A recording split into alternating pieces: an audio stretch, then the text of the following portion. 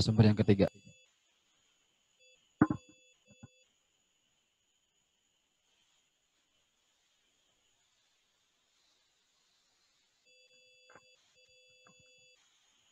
Baik, tadi sudah dijawab oleh Dr. Teddy, selanjutnya mungkin nanti oleh Ibu Husnul Khotimah.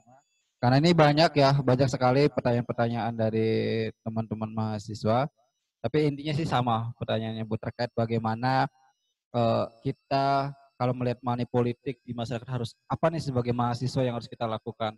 Melaporkan, nanti takut kalau melaporkan nanti kita kena kayak gimana kan seperti itu. Terus juga KPU kan kalau dalam penyelenggaraan kan sering banget dapat tekanan dari salah satu paslonnya. Kalau misal ada kecurangan, mungkin juga sering terlihat juga kalau di media ribut kayak gitu kan. Nah, tekanan-tekanan. Terus bagaimana nih KPU untuk menyikapi tekanan-tekanan dari salah satu calon mungkin yang gagal menang kayak gitu tuh Bu.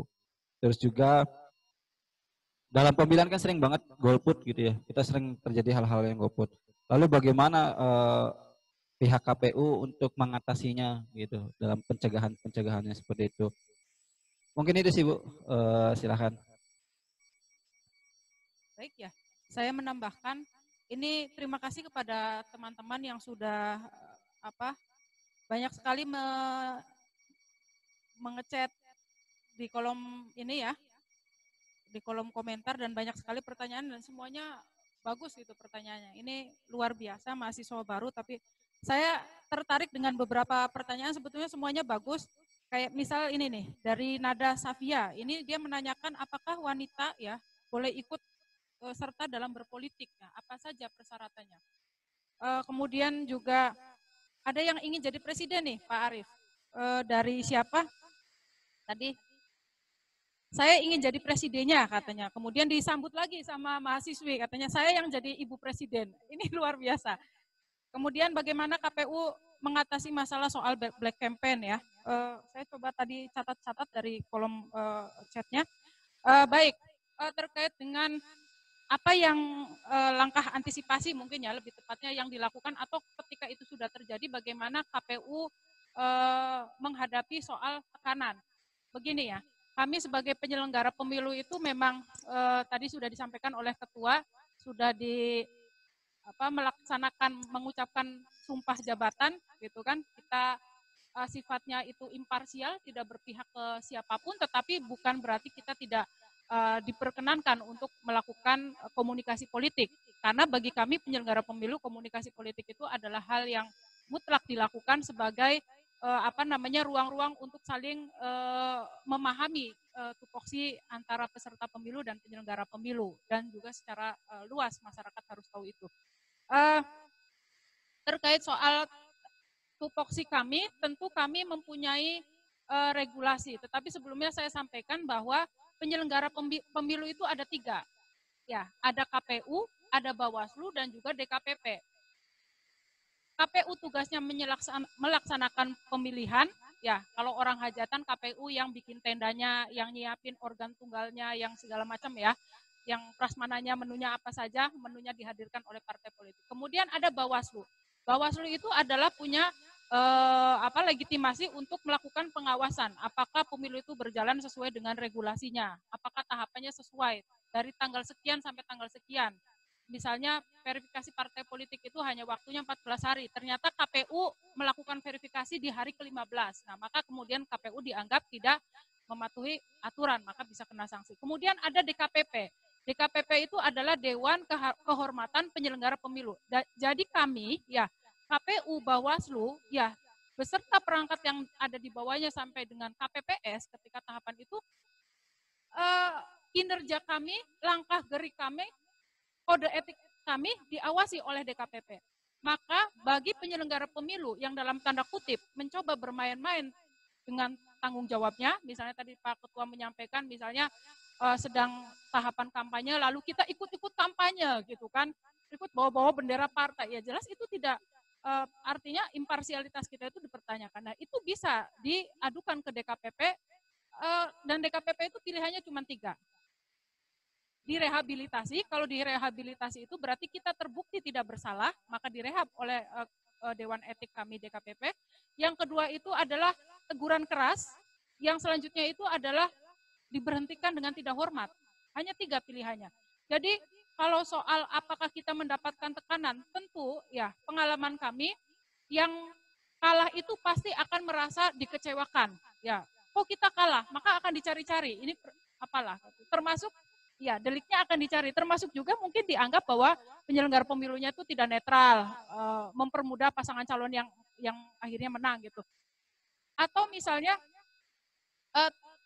terus bagaimana kita menyikapi itu? Ya selagi kami berangkat dan melaksanakan sesuai dengan tupoksi, maka kami tidak pernah takut. Apalagi kalau misalnya soal ancaman nyawa dan lain sebagainya. Karena di negara kita kan negara hukum. Ada aparat kepolisian, ada birokrasi-birokrasi yang bisa kemudian sesuai dengan tupoksinya tentu menjaga supaya pemilu dan pemilihan ini berjalan sesuai dengan regulasi dan tentu aman. Apalagi kalau sudah soal nyawa seperti itu kan kami tidak sampai seperti itu ya.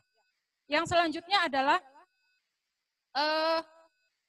kemudian apakah perempuan bisa ikut dalam politik? Tentu saja. Bahkan saya beritahukan ya sebagai informasi saja bahwa di lembaga-lembaga publik itu sudah diterapkan affirmative action, yaitu sebuah langkah paksaan dalam bentuk regulasi. Apa itu? Di semua lembaga publik itu ada aturan yang mewajibkan mengakomodir 30% minimal keterwakilan perempuan. Misalnya di lembaga penyelenggara pemilu, ya dari tingkat pusat sampai tingkat daerah sampai tingkat KPPS itu sudah diwajibkan untuk mengakomodir minimal 30% keterwakilan perempuan. Jadi harusnya ya di Komisi Pemilihan Umum tingkat kabupaten yang jumlahnya 5 orang itu minimalnya 1. Syukur-syukur bisa 2 atau 5-5-nya perempuan, itu tidak masalah, tidak apa-apa, tidak menyalahi aturan. Yang menyalahi aturan itu kalau misalnya ada perempuan yang ikut seleksi tetapi tidak diakomodir gitu. Yang selanjutnya di lembaga publik lain, misalnya di termasuk di partai politik, itu salah satu partai politik dinyatakan lolos verifikasi atau tidak adalah apakah dia mengakomodir kepengurusan itu 30% perempuan. Jadi kalau unsur pengurus intinya itu ada 5 orang, maka minimal 1 orang adalah bergender perempuan.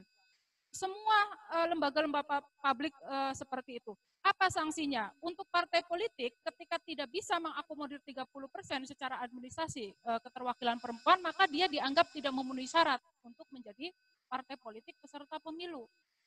Dan kenyataannya saya sampaikan, ternyata partai politik calon peserta pemilu itu banyak yang tidak siap gitu kan. Selalu berulang seperti itu. Peristiwanya 5 tahun sekali tetapi selalu begitu.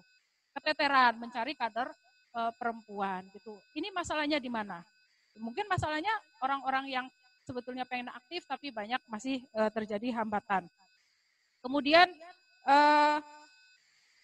bagaimana? Ini saya ada pertanyaan lagi menarik untuk saya, Aziz Rahma ya. Bagaimana prosedur yang benar untuk berpendapat mengkritisi sistem pemerintahan atau sistem apapun yang ada di kita. Jadi di kita itu kan menggunakan sistem perwakilan ya. Di negara kita itu menggunakan sistem perwakilan. Apa itu perwakilan? Suara kita ya keluhan-keluhan kita, keresahan-keresahan kita itu sudah kita wakilkan melalui siapa? Melalui anggota legislatif. Maka apapun yang menjadi keluhan masyarakat, prosedur yang betulnya adalah kita sampaikan aspirasi kita kepada wakil-wakil kita yang ada di parlemen. Misalnya ada contoh begini, aduh kemarin saya pemilu milihnya calon A dan ternyata calon A-nya nggak jadi katanya. Boro-boro dapat kursi katanya. Partai saya itu di situ nggak ada kursinya. Apakah masih bisa diakomodir? Harusnya bisa ya. Jadi 50 orang anggota DPR di kabupaten itu adalah mewakili 1,7 juta pemilih di Kabupaten Cirebon dan 1,9 juta penduduk Kabupaten Cirebon. Jadi itu ya, ada kalau turun ke jalan bagaimana? Apakah itu sesuai dengan prosedur? Ya selagi ditempuh perizinan dan lain sebagainya itu hanya salah satu cara saja. Bagaimana kemudian biasanya mahasiswa kalau nggak turun ke jalan nggak enak katanya, nggak terlihat gitu, nggak populer. Kemudian ada lagi tadi sistem juksung itu lebih baik kata Aditya siapa gitu ya tadi di kolom komentar, karena melalui pemilu itu cenderung rusuh, cenderung banyak